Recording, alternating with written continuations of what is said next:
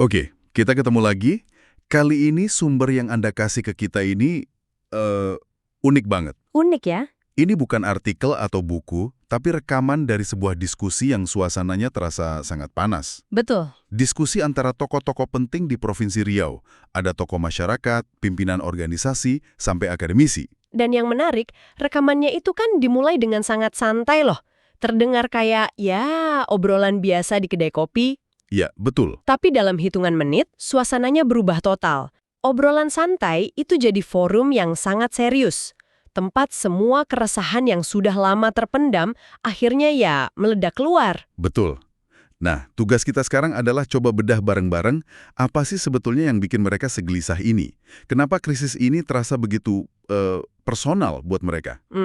Dan yang paling penting, di tengah semua frustrasi itu, solusi apa yang akhirnya mereka coba tawarkan? Penting untuk kita pahami konteksnya sejak awal ya. Ini bukan sekedar diskusi politik biasa. Ini adalah suara dari sebuah wilayah yang luar biasa kaya sumber dayanya. Sangat kaya. Tapi merasa martabatnya seperti diinjak-injak berulang kali. Dan ada satu fakta kunci yang jadi pemicu semua ini. Fakta yang membuat luka itu terasa begitu dalam. Apa itu? Gubernur yang baru saja jadi tersangka, ini adalah gubernur Riau keempat yang tersangkut kasus korupsi. Keempat kalinya. Keempat kalinya? Wow. Ini bukan lagi insiden. Ini sudah jadi pola yang sangat-sangat memalukan. 4 kali. Itu angka yang luar biasa. Oke, mari kita bongkar pelan-pelan. Pemicu langsung diskusi ini kan jelas. Jelas sekali. Gubernur Riau saat itu ditetapkan sebagai tersangka oleh KPK. Di permukaan, ini masalah hukum satu orang. Tapi dari rekaman itu, jelas sekali dampaknya jauh lebih dalam. Mereka bilang kondisi ini menciptakan carut-marut. Dan kevakuman total, istilah vakum itu tepat sekali. Kenapa? Karena ini bukan cuma soal kehilangan figur pemimpin, tapi kehilangan kepercayaan pada seluruh sistem pemerintahan di sana. Ada seorang mantan birokrat di dalam diskusi itu yang pengalamannya, menggambarkan kelumpuhan ini dengan cara yang bikin merinding. Gimana ceritanya? Dia bilang gini, begitu gubernur jadi tersangka, seluruh jajaran birokrasi di bawahnya langsung masuk mode panik. Panik. Para pejabat jadi sangat defensif, takut setengah mati untuk mengambil keputusan, takut menjalankan program, takut menggunakan anggaran. Jadi serba takut ya? Sampai muncul sebuah prinsip baru yang mengerikan di antara mereka. Dia mengutip langsung, biarlah anggaran ini tak usah kita jalankan daripada kita bermasalah. Wow, itu kan pengakuan dari orang dalam. Betul. Artinya mesin pemerintahan itu sengaja dimatikan dari dalam. Bukan karena tidak ada uang atau tidak ada rencana, tapi karena ketakutan. Tepat. Coba Anda bayangkan, Anda warga di sana yang menunggu perbaikan jalan atau bantuan sosial atau program pendidikan. Semuanya berhenti total karena para pejabatnya lebih memilih aman daripada bekerja. Persis. Dan krisis ini jadi berlipat ganda. Di satu sisi, mereka sudah tidak percaya lagi sama gubernur yang lama. Oke. Di sisi lain, mereka juga ragu dan curiga dengan pelaksana tugas gubernur yang baru. Jadi ada kekosongan kepercayaan yang total. Total. Saat birokrasi sudah masuk defense mode seperti itu, yang jadi korban pertama dan utama ya masyarakat. Proyek mangkrak, layanan publik melambat, semua serba tidak pasti. Ini tragedi efisiensi yang sesungguhnya. Oke, jadi situasinya lumpuh total. Jelas semua orang di ruangan itu frustrasi. Pertanyaan besarnya kan, kok bisa begini terus? 4 gubernur berturut-turut. Itu pertanyaannya. Apa ini cuma nasib sial, atau ada sesuatu yang lebih besar di baliknya? Nah, disinilah percakapannya terbelah jadi 2. Memunculkan 2 teori besar yang saling bertentangan. Betul. Dan ini bagian yang paling menarik menurut saya. Teori pertama bisa kita sebut teori konspirasi besar dari pusat. Konspirasi? Ini narasi yang sangat kuat, terutama di daerah-daerah kaya sumber daya seperti Riau. Ada keyakinan mendalam di antara para peserta diskusi bahwa Riau sebagai penyumbang 65–70% migas nasional itu sengaja dibuat tidak stabil. Dibuat tidak stabil. Oleh siapa? Oleh kekuatan-kekuatan di Jakarta. Tujuannya apa? Kenapa pusat mau daerahnya sendiri tidak stabil? bagi daerahnya. Oh, jadi kalau ada pemimpin yang mulai menunjukkan taring, Tepat. Yang mulai ingin mengatur ulang pembagian hasil, maka dibuatlah situasi agar pemimpin itu jatuh. salah satu pembicara di rekaman itu bahkan pakai kalimat yang sangat tajam ya. Dia bilang ada konspirasi besar untuk memastikan potensi dahsyat Riau ini terus bisa dieksploitasi tanpa halangan. Benar. Dia merasakan ada semacam ancaman tersirat yang selalu membayangi pemimpin mereka. Siapa yang berani menghalangi, kita tunggu waktu, gitu katanya. Jadi ada perasaan dikepung, seakan-akan mereka tidak punya kendali atas nasib sendiri. Dan perasaan ketidakadilan inilah yang seringkali memicu wacana-wacana yang lebih radikal. Seperti apa? Seperti tuntutan federalisme. Mereka menuntut apa yang mereka sebut keadilan fiskal. Keadilan fiskal. Bisa tolong dijelaskan sedikit apa maksudnya? Sederhananya, itu adalah tuntutan agar porsi pendapatan yang jauh lebih besar dari sumber daya alam mereka, minyak, gas, sawit, itu tetap berada di Riau untuk pembangunan Riau. Dan tidak sebagian besar ditarik ke pemerintah pusat. Mereka merasa seperti sapi perah. Susunya diambil, tapi mereka sendiri tidak diberi makan yang cukup. Oke, jadi di satu sisi ada narasi kuat tentang konspirasi dari luar. Ini kan sebenarnya cukup, menenangkan ya, dalam artian ada musuh dari luar yang bisa disalahkan bersama-sama. Tentu. Tapi yang membuat diskusi ini luar biasa dan berbobot adalah mereka tidak berhenti di situ. Oh, Mereka melakukan sesuatu yang jauh lebih sulit dan menyakitkan. Mereka membalik cermin itu ke arah diri mereka sendiri. Dan disinilah muncul teori kedua, kegagalan internal. kegagalan internal. Mereka secara brutal jujur tentang kesalahan-kesalahan yang mereka buat sendiri. Apa saja yang mereka akui sebagai kesalahan internal? Yang pertama dan paling sering disebut adalah kesombongan pemimpin. Mereka bilang polanya selalu sama. Selalu sama. Iya, saat kampanye, calon gubernur merangkul semua orang. Tapi begitu terpilih dan duduk di kursi kekuasaan, mereka berubah. Jadi sulit ditemui, tidak mau lagi mendengar nasihat, merasa paling tahu segalanya. Dan dikelilingi oleh penjilat ya. Persis. Ada satu cerita personal di rekaman itu yang benar-benar menggambarkan poin ini kan. Salah satu peserta dia cerita kalau dia adalah bagian penting dari tim sukses sang gubernur. Benar sekali.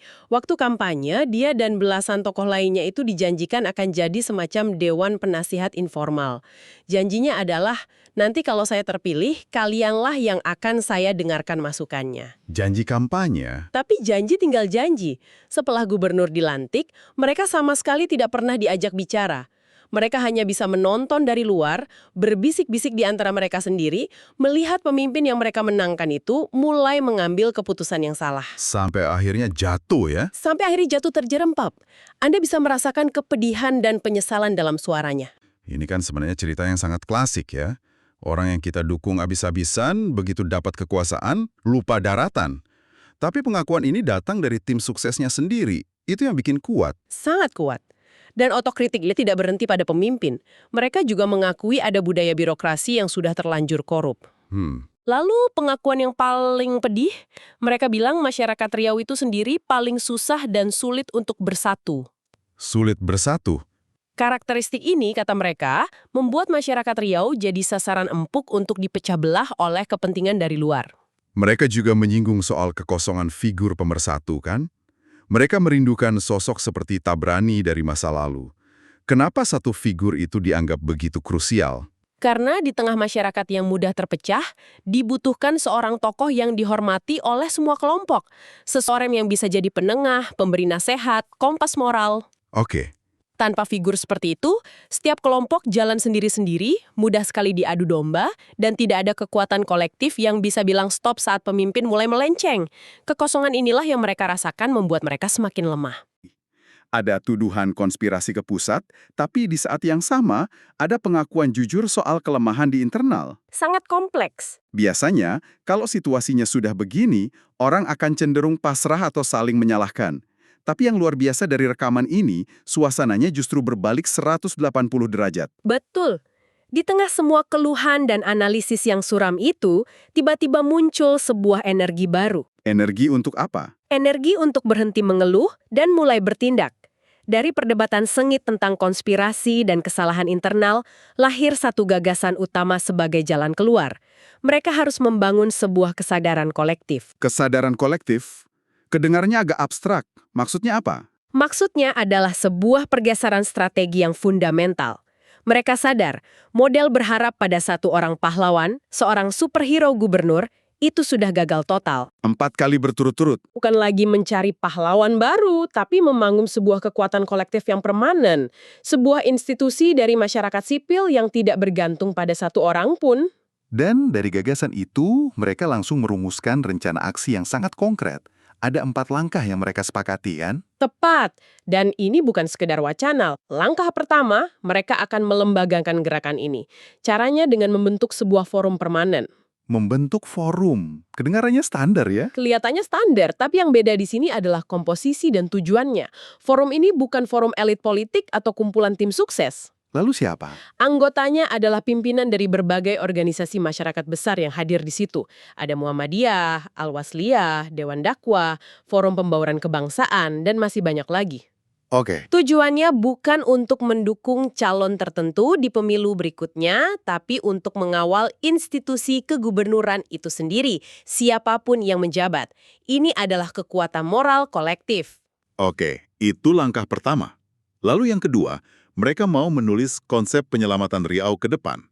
Kenapa harus repot-repot ditulis dalam sebuah dokumen? Karena ini adalah cara untuk mengangkat obrolan dari kedai kopi menjadi sebuah usulan kebijakan yang serius dan terstruktur.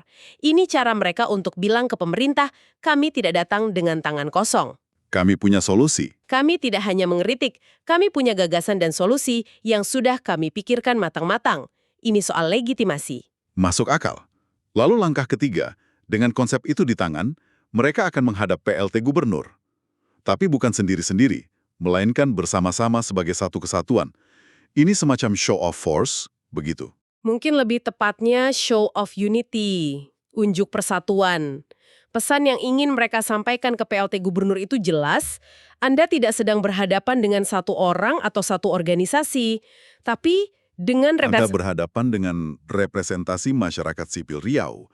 Suara kami adalah suara bersama, dan Anda tidak bisa mengabaikannya. Dan langkah keempat, ini yang menurut saya paling strategis. Mereka akan mengirimkan pernyataan sikap dan konsep itu secara nasional. Nah, ini dia. Ke Presiden, ke DPR RI, dan ke KPK. Ini adalah langkah untuk go national. Mereka sadar, kalau hanya berteriak di Riau, mungkin tidak akan banyak yang dengar.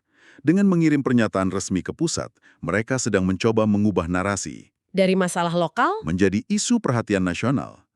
Pesan pemungkasnya adalah, Hello Indonesia, kami ada di sini, perhatikan kami. Riau tidak bisa lagi diatur dan diperlakukan sembarangan. Jadi, ini semua terdengar sangat ambisius. Tapi kita tahu, seringkali gerakan seperti ini semangat di awal, lalu, layu sebelum berkembang. Bagaimana mereka sendiri melihat rencana ini bisa berhasil? disitulah muncul sebuah metafora yang cerdas sekali dari salah satu peserta. Dia menyebut strategi mereka ini sebagai strategi bola salju. Bola salju. Idenya bukan untuk menciptakan perubahan besar dalam semalam. Itu tidak realistis. Tapi, mereka akan mulai dari inti yang kecil dan padat ini. Kelompok yang bertemu di sekretariat ICMI hari itu. Bola salju yang kecil di puncak gunung. Tepat. Lalu saat bola salju kecil ini mulai bergerak, mulai menggelinding, dengan menemui PLT gubernur, dengan mempublikasikan konsep mereka yakin bola salju ini akan menarik lebih banyak dukungan. Oh, jadi akan membesar. Ormas lain akan ikut, akademisi akan bergabung, media akan meliput. Gerakannya akan terus membesar, masanya bertambah, momentumnya semakin kuat, sampai pada satu titik bola salju itu menjadi begitu besar sehingga tidak mungkin lagi untuk diabaikan atau dihentikan. Jadi, ini bukan revolusi tapi evolusi gerakan yang strategis ya? Sangat strategis. Jadi, kalau kita rangkum dari sebuah obrolan informal yang penuh frustrasi, kita seperti menyaksikan secara langsung potensi lahirnya sebuah gerakan masyarakat sipil yang sangat terorganisir. Betul sekali. Sebuah upaya kolektif untuk memulihkan martabat dan mengambil alih kembali narasi masa depan Riau dari tangan para elit politik. Ada satu kalimat penutup dari salah satu pembicara yang menurut saya merangkum semangat baru mereka ini dengan sempurna. Dia membuat analogi yang sangat relevan. Gimana katanya? Katanya, tanggung jawab kita adalah mendukung presiden, bukan mendukung Prabowo. Begitu juga dengan ini, saya bukan tim suksesnya Wahid, tapi Wahid itu gubernur kita. Wah, itu pola pikir yang sangat matang. Pesannya jelas sekali, ini bukan lagi soal dukung-mendukung orang per orang. Bukan lagi. Mereka harus menyelamatkan institusi kegubernuran itu sendiri demi kepentingan seluruh masyarakat Riau, tidak peduli siapa individu yang sedang duduk di kursi itu. Ini soal menyelamatkan rumah bersama mereka, Benar. memisahkan antara orang dan jabatan, dan memprioritaskan keberlangsungan pemerintahan serta pelayanan publik di atas segalanya. Itu sebuah lompatan kedewasaan politik yang luar biasa. Dari semua pembahasan kita ini, ada satu celetukan kecil di akhir rekaman diskusi itu yang terus membuat saya kepikiran. Oh ya, Salah satu pembicara sempat menyinggung soal generasi muda di Riau. Dia bilang anak-anak muda sekarang cenderung apatis dengan politik formal seperti ini. Tapi, di sisi lain, mereka sangat aktif dan vokal di dunia media sosial. nah ini memunculkan sebuah pertanyaan penutup yang menarik untuk Anda renungkan. Apa itu? Mungkinkah kesadaran kolektif yang sedang susah payah mereka bangun di ruang-ruang pertemuan formal ini justru akan menemukan momentum terbesarnya bukan di sana? Mungkinkah percikan api dari kedai kopi ini justru akan menjadi kebakaran besar di dunia digital yang dikuasai oleh generasi muda yang paling mereka khawatirkan itu? Sebuah pertanyaan untuk Anda pikirkan.